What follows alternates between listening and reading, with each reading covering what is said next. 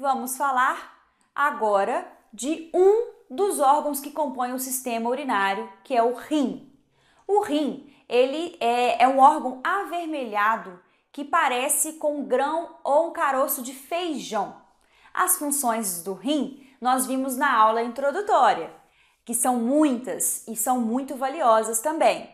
Aqui eu destaquei a sua função de produção de urina. Atenção, muitos alunos erram na hora de escreverem provas, colocando que o rim ele filtra a urina. E isso é uma informação errada. O rim ele forma a urina a partir de um processo de filtragem do sangue. Aí sim, então o rim filtra o sangue e forma a urina.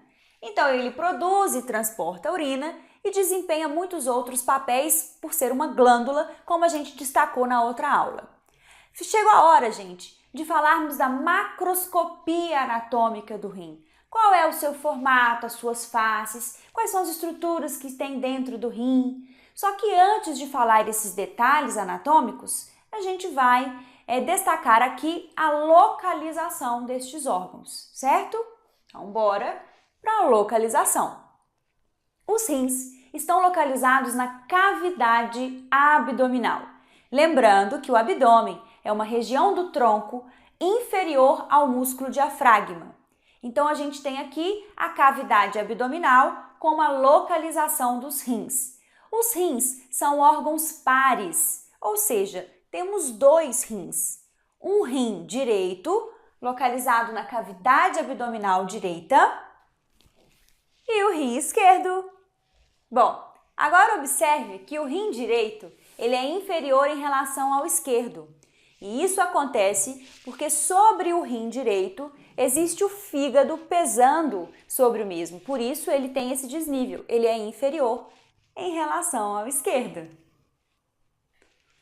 Agora vocês vão ver a imagem na tela desta localização dos rins na cavidade abdominal com o rim direito inferior em relação ao esquerdo. E estes rins, eles estão entre o peritônio e a parede posterior de abdômen, tá? E eles são protegidos parcialmente pela 11ª e 12ª costelas.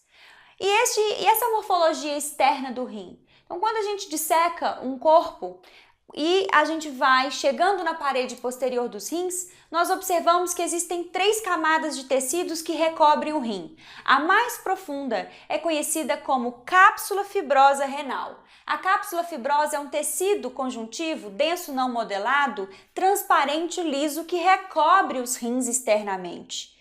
Logo, a camada intermédia, logo depois da cápsula fibrosa, a gente tem uma camada de gordura que a gente chama de gordura perirenal ou simplesmente cápsula adiposa renal.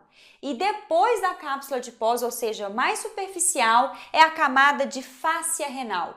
E depois da fáscia, aí sim, a gente encontra o peritônio. Veja nessa imagem que nós temos os dois rins localizados na cavidade posterior de abdômen, eles estão presos, fixados nessa parede posterior e o peritônio ele recobre só a face anterior do rim.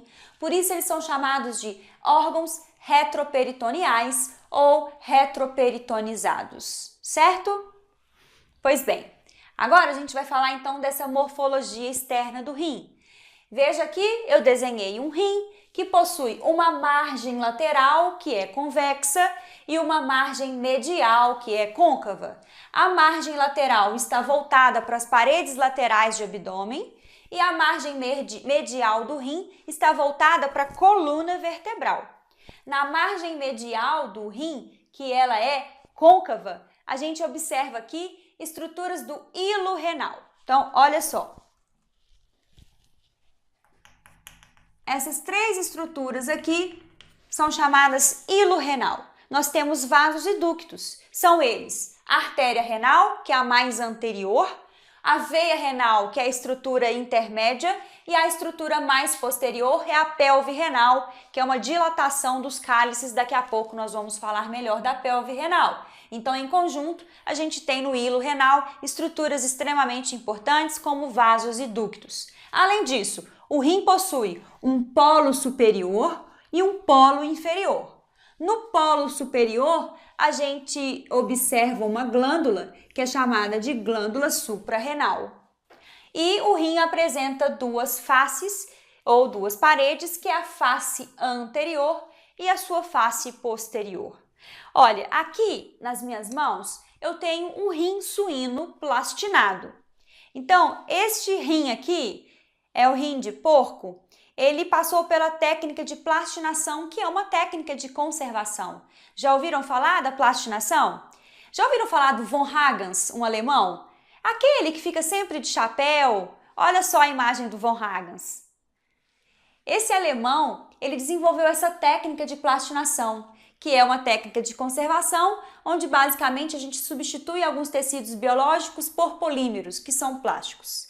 Eu fiz esse curso esse ano e eu participei do processo da plastinação deste rim suíno e trouxe para vocês, tá? Então, olha só, é parecido com o rim humano.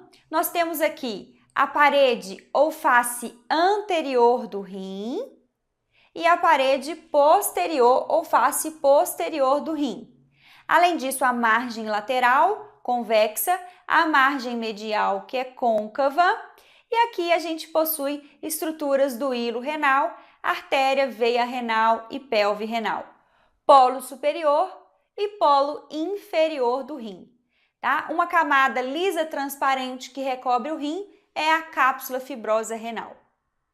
Agora, gente, nós precisamos entender e estudar como que é esse rim internamente. Por isso eu tenho que fazer um corte. Lembrando que este rim, no adulto, aproximadamente ele tem de comprimento 10 centímetros a 11 centímetros e meio, de largura ele tem de 6 a 7 centímetros e de espessura apenas 3. Aqui, quando a gente faz um corte frontal neste rim, eu consigo estudar estruturas internas. O rim, que é esse órgão vermelhado, ele tem um vermelho mais claro na sua superfície, na parte externa, e um vermelho mais escuro, que eles chamam de castanho avermelhado, que é a parte interna. A parte mais pálida, um vermelho mais claro, externo e superficial do rim, é chamado de córtex renal. Então, aqui nessa imagem, eu vou circular para vocês uma parte do córtex renal. E a parte mais interna, um vermelho mais escuro, é conhecido como medula. Aliás, o vocábulo medula significa miolo, é o interior. Por isso, medula renal, a parte interna dos rins.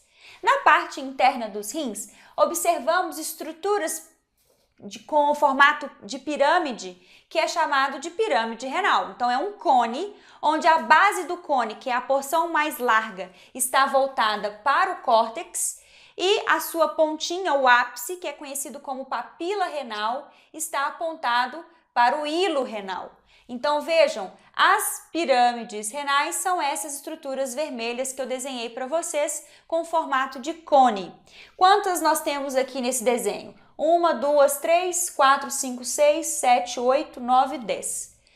No rim adulto ou no rim do ser humano, a gente tem uma variação de 8 a 18 pirâmides renais. As pirâmides renais, junto com o conjunto das pirâmides renais, é conhecida como medula renal, tá? Além disso, entre as pirâmides, nós temos a porção do córtex que separa as pirâmides renais. E aqui, então, esse córtex recebe outro nome, que é coluna renal. Então, o córtex que entra para a região de medula é chamado de coluna. O conjunto de medulas e córtex, medula e córtex, é conhecido como parênquima renal.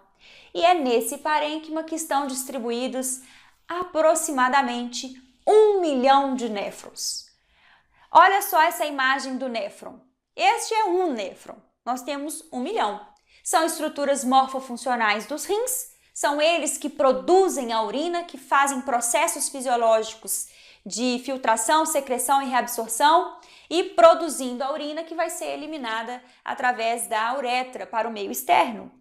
Estas estruturas são microscópicas e elas estão espalhadas aqui entre córtex e medula renal, tá bom? Dentro aqui da pirâmide, na medula renal, a gente tem um ducto coletor que vai coletando a urina formada por esse néfron. Aí, essa urina passa da papila renal para uma estrutura que parece um cálice, uma taça, e ela vai recebendo a urina do ducto coletor. Cada boquinha dessa que parece uma taça é chamada de cálice renal menor. O conjunto de cálices renais menores, aqui puxado por essa seta amarela, é conhecido como cálice renal maior.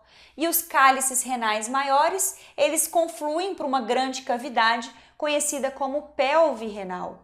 Ou seja, os néfrons que estão espalhados no parênquima renal produzem urina. E essa urina vai gotejando, vai pingando, vai sendo coletada pelos cálices menores, cálices maiores e pelve renal. Da pelve renal, essa urina ela é seguida pelo ureter, que vai ser direcionado para a bexiga, que é um outro órgão que a gente vai falar. Bom, então essas são as estruturas internas do rim. E aqui eu tenho um corte de um órgão também plastinado, um rim suíno, com esse mesmo corte frontal. As estruturas não são tão bem visíveis, mas o que dá para mostrar eu vou mostrar para vocês, tá bom? Então, olha, um corte frontal, polo superior e polo inferior, e a gente tem aqui, olha, o córtex renal, que é essa estrutura mais pálida do rim, é a parte externa, e a medula renal, que é conhecida por esse conjunto de pirâmides e colunas renais. Cada cinza desse aqui, olha, tem um formato de cone, isto é uma pirâmide renal. Os néfrons estão espalhados no córtex e na pirâmide, e eles vão produzindo urina. O ducto coletor cai no cálice menor e vem aqui confluindo para a área central, por uma grande cavidade que é conhecida como pelve renal. Da pelve renal, essa urina segue pelo ureter para a bexiga.